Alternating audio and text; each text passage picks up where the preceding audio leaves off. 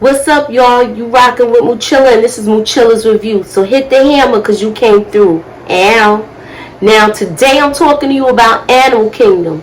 Season 5, Episode 10. The name of the episode is called Relentless. Now, we're going to see where they are going to be going with their business and how they're going to continue to operate with this DEA agent on their tail. So let's get into it, y'all. This episode starts off with Darren and Jay talking about doing a job at Hawala. This is basically an underground Western Union that they use, where they'll ship money to areas like Indonesia. So basically, that's how Adrian was getting his money through an underground Western Union that his sister was using. So Darren gets the phone call. He got to rush back to the bar and sends Jay to check out the security there to see what it's about. So we go to this flashback, and Jake is lighting a smoke bomb. They on a job, y'all. And they're going to hijack a truck. So he lights the smoke bomb.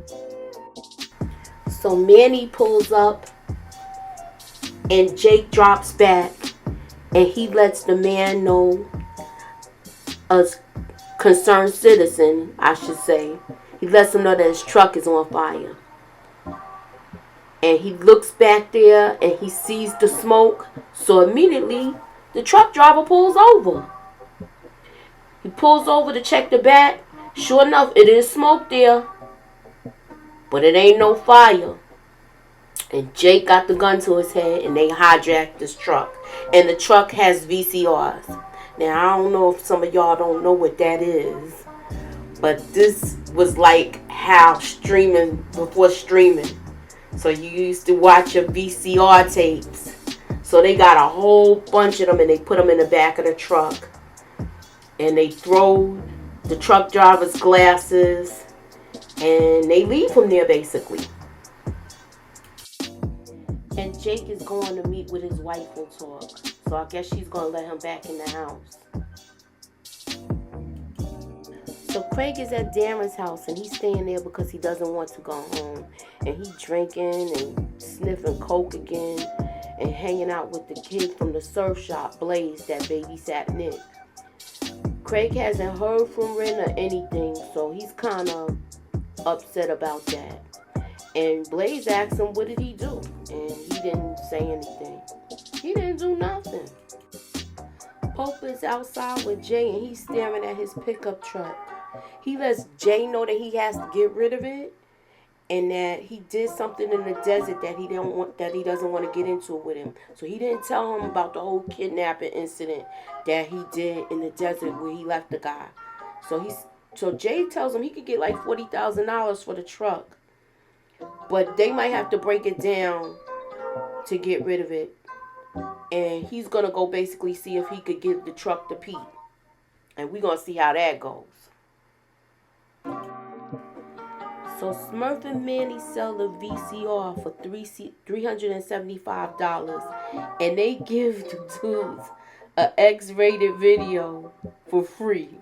So they had like a whole little sales pitch when they sold these VCRs.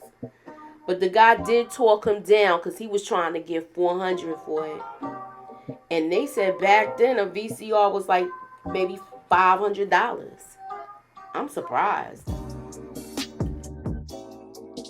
Darren gets back to the bar, and the officials from the liquor board take his liquor license. So basically, he got a bar, but he has no alcohol, no beer, none of that.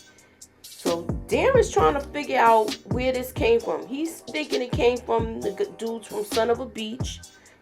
You know, like Parker Freeman. He's thinking it comes from him. So he's like, okay, we had a problem. So he made a phone call and got me shut down. And then he says, well, it's on the paperwork. You have to have a hearing, and they're going to tell you why you're being shut down and who's shutting you down. So you could go down to the liquor board to find out all of that. Now, Jay goes to check out the store where the Hawala is at, and he speaks to the clerk and he acts like he wants to send money. So he says, I'm about to sell my car, I'm going to send $20,000. But the Hawala says, that's too much. We don't do that much. The most you can send is $1,000. This is like a real, you know how people send money back to their countries? Like, let's say if you come from India or Indonesia, or they're sending money back, but it's working class people that's sending money, and it's not a lot like that. So this is not even worth robbing these people, because they're poor people. Craig is really high again. He goes to Ren's mother's house, Candace, and bangs on the door real hard, looking for Ren and his baby Nick. Candace says she doesn't know where she is, and she basically called her and said she needs to get away. And Candace says she needs to get away from you. She tells Craig that Ren and Craig was not ready for no baby. She's dealing and he's getting high and doing all these robberies. And Candace was going to raise this baby. But Craig is demanding to find out where Ren is.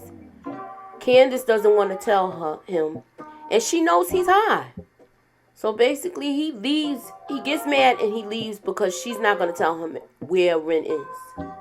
So he leaves. He gets on his bike and he leaves. So Pope is going around trying to get rid of this truck. He goes to Ralph. He's a member of Pete's crew, trying to get rid of this pickup truck. Ralph says he can't help him. He said, I'm not even supposed to be talking to you because Pete told me not to talk to you. He said, you got a lot of heat on you. The DEA is following him. And he's not even taking the truck. He told him to get off his grass and everything. He told him to leave. My question is, why didn't Darren tell his brothers what happened at Pete's so they knew not to go there? Pete threatened them. He said if any of the crew come there, they not leaving. Leave your answers in the comments. Craig is at a light, minding his own business, and the police motorcycle cop pulls up next to him. He's not even thinking about him. Craig gives him the finger and then runs the light. Now the cop is on his ass. And he's doing all of this hot dogging, pulling the bike up in a wheelie, and the police officer chases him into a parking garage. So he's maneuvering through all of these columns and everything. And you know that big bike can't do that, the cop's motorcycle. So he basically falls and Craig dips out of there. But why are you putting more heat on y'all? You know the DEA is watching y'all. What the heck is your problem? Now you're going to have Oceanside following you too? Oceanside PD? This dude is crazy. So Smurf meets with Max to give him his daily payment. She tells him that she stuck up a Sears and some other place. And Max is like, so what about the VCRs you were selling out of your trunk? She said that was in Irvine and that's not your turf. She corrects Max and reminds him that you said from Pendleton to National City. Max tells her you still have to pay tax because you live in Oceanside and I want the rest of my money. My question is, do you think Smurf is going to handle this guy? Or do you think she's going to bow down and fall in line and pay her taxes to Max? Let me know what you think in the comments. She's pissed, y'all. She thought she found a loophole. So just as Max leaves, Billy comes and he tells Smurf that he was in Mexico dealing with business and she can't handle Max like that. She's being too mouthy with him. Smurf invites Billy back to her place. Remember, y'all, this is Darren's father. We gonna find out if Darren gonna be conceived this time. Let me know what y'all think in the comments. Ow. So Darren goes down to the liquor board to basically find out who is on the order of this suspension of his liquor license. So the clerk at the office tells Darren he's suspended because he broke some rule, and the person on the order is Agent Livingood. He put the suspension on his liquor license. Darren is pissed. He's highly upset. The supervisor comes over and he's like, if you threatening her, we're going to have to file a complaint and we'll get the police down here. But he calms down. He goes and talks to the police officer that they got on the tape, Chadwick. And he tells him, you supposed to be giving me a heads up. How come you didn't tell us about them shutting down my liquor license? He said, I had no idea. That's not coming from us. He didn't even go through us. He went through the DEA. He didn't even let us know what he was doing. He said, let me just check around with Oceanside liaison, and I'll get back to you, because this dude is doing some cowboy tactics. This is the DEA agent that's after Adrian. So he's trying to really press Darren at this point. So Pope goes to Pete's shop looking for him, and Pete's not around. And it's a girl that works there, and she says, well, what do you need? And he tells her, I need to talk to Pete. She said, Pete's not around. What do you need to talk to Pete about? I need to talk to him about him keeping his mouth shut. And she was like, you better go back in your truck and get out of here with that. She was not playing. She a little tough girl. She said, look, if he's going to mess with my business, I'm going to mess with his. She said, you better get back in your truck and leave. Why didn't Darren tell the rest of them about Pete telling him to stay away from the shop? What's wrong with dude? Let me know what y'all think in the comments.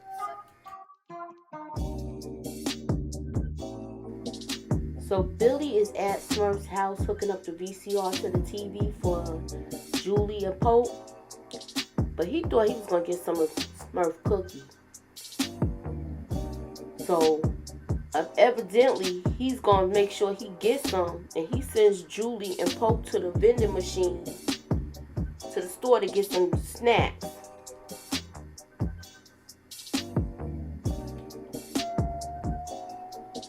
They leave. They go get their little snacks. He don't even know what he's doing hooking up this VCR, y'all. And Smurf and him go to her room to get it in. She a hot mess. So the Cody crew is having a meeting, but they waiting for Craig to come. Darren tells Jay and Pope that Ren took the baby and left. And he doesn't know why, And he also tells them that the DEA pulled his liquor license without going to the police. They went straight to the board and pulled his license. So Jay is like, it's going to be hard to do jobs now with the DEA on our tail like this. Jay lets them know that the Hawala, it's no money there, so this is not a good thing to rob this liquor store. And then Pope was like, y'all planning on robbing a liquor store? And he was like, no, it's like a underground Western Union. So he explains all of that to him. Now Craig comes and he's there just sniffing coke and getting high right in front of them. And they talking about, look, you need to talk to Frankie and find out who supplies the Hawala with money and who's the big person that's sitting on all this cash. So instead of robbing the Hawala, they're gonna rob the people that's in charge of the money. I think this is gonna be look, I'm not liking this right now. So he's like, I can't stay at that house. There's too much baby stuff, and I miss my son. I miss Nick. And Darren is like, so where you been staying? He was like, I'm staying at your house. What do you mean you staying at my house? He said, I was sleeping outside. He said, oh, other than when I had to go to the bathroom, I'll go in there. He said, how you getting in? You don't got no key. He broke into Darren's house. So Darren's like, jeez, what's... Like, they know he's, like, not all there right now. He almost as crazy as Pope used to be. So Jay tells Craig he gotta go see Frankie to find out who provides the Hawala with money, because that's the person that's sitting on the most cash, and that's the person they're gonna rob. And he's he don't like this idea, because basically it's gonna be burning one of Frankie's contacts again, and she's like, a lot of people's not messing with her like that no more. So Pope is telling Jay he gotta break down his car and get rid of the parts. So he's gonna give it to a guy that comes and picks up metal in the neighborhood, because they can't sell a car. Do you think he's going to smooth things over with Pete? Because he's telling them, like, now that Pete not messing with us, it's gonna be a problem. I want to know, do y'all think they're gonna be able to the Cody crew is gonna be able to smooth things over with Pete, where they could go back in business with him? Let me know what y'all think in the comments. So Craig goes to see Frankie, and he tells her that he's been up for days, and she tells him that he smells like a kitty litter. Ew. Craig tells her about Nick and how he misses his baby, and this is the first time she's finding out he has a son now. And he said Ren wants to leave him, and he basically passed out. He crashes at this point. So Julie and Pope are at the vending machine, and Max comes. He offers to pay for whatever they want, but Pope tells him, my mom gave us money. Max tells the children that your mother said she didn't have any money. She owes me money. And I figure if I talk to you kids, maybe the grown-ups will understand better. He's like, what? So Pope is like looking at him, and he got a little angry streak, little Pope. And he gives him back the money. And he says, tell your mother I said her time is up. So basically he telling her he wants his money. And he calls Pope a little tough guy, because the way he handed him back his money. Pope at this age, he carried himself like a real little man. And he was laughing at him. I feel like he was really out of line for talking to these kids. Let me know what y'all think in the comments. Do you think this was wrong for him to do this? So Pope and Jay break down that truck, and they sell whatever parts they can to this guy. Pope tells Jay, you know what drives me crazy? Unforeseen obstacles. Just as you getting along with your family and things is going good, this is messed up. So Jay is like, oh, like an animal being in the middle of the road? It's either you drive through it or swerve around it and probably wreck your car. So this analogy he's using because of Pete. Pete is the obstacle. Do you think that Pete's crew as the animal, and do you see the Codys running it over? Let me know what y'all think in the comments. Craig is still at Frankie's house, and he wakes up from his nap, and he asks her about the Hawala, and does she know anything about it? And he wants to know a Hawala that's sitting on a lot of cash. Frankie says, what you are talking about is dangerous, and she don't want no parts of it. But I think she gonna give it up. Do you think she gonna give him the info that he needs? Let me know what y'all think in the comments. Darren goes back to his house, and those kids that work at the surf shop, Blaze and his friends, are outside on his patio playing virtual reality games and smoking weed. And what the heck? gets mad. He made them leave. He told them to go back to school. And then he goes inside because there's the broken window. You know what? This is the first time he's been back at this house since he burnt those clothes. He gets a call from Chadwick, and he says he needs to meet up with all of them. And he's like, well, we can't do it till tomorrow. He's like, no, we got to meet now because everything's already set in motion. And look, he talking to Agent Lovingood. So now, is he setting them up? This is what my thoughts was. I was like, oh, this is a snake.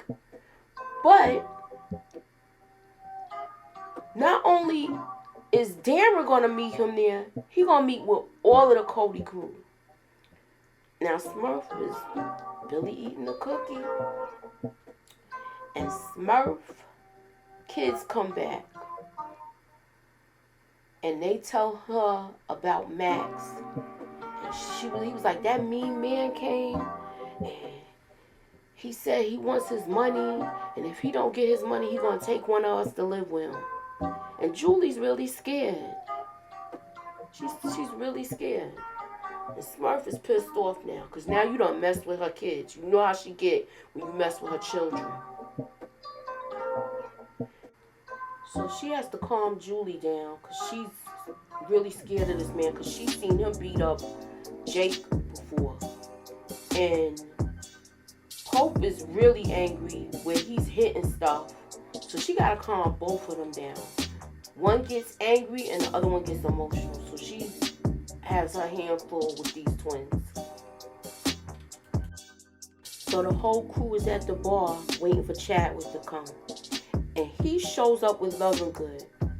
Lovingood is really basically poking out his chest, telling him he want him to bring back Adrian, and that this whole case has cost $2.6 million.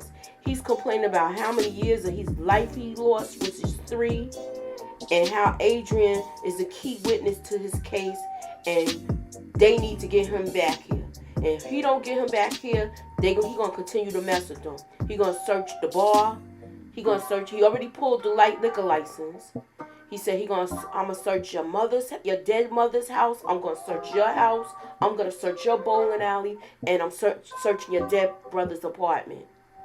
So it's like he's just on a rampage now, trying to threaten them. He's basically telling them he gonna lock all of them up, but he really doesn't have anything on them to lock them up. And Chadwick shoots him in the head. He kills him, y'all. He kills him, and then he says, for this job, now you gotta give me $5,000 and then $2,000 every month. And he wants it like that from this point on, and he tells them to get rid of the body. Them to get rid of the Lovingood's body and Lovingood's car. So I want to know what y'all think about this. He's not even helping them. He's getting them deeper into stuff because now we don't even know if he told the office that he went to go to this place. They already know he shut down the bar. So I want to know what y'all think about this Chadwick police officer dude. Let me know what y'all think in the comments. I think they're going to have to get rid of this kid too. Let me know what y'all think.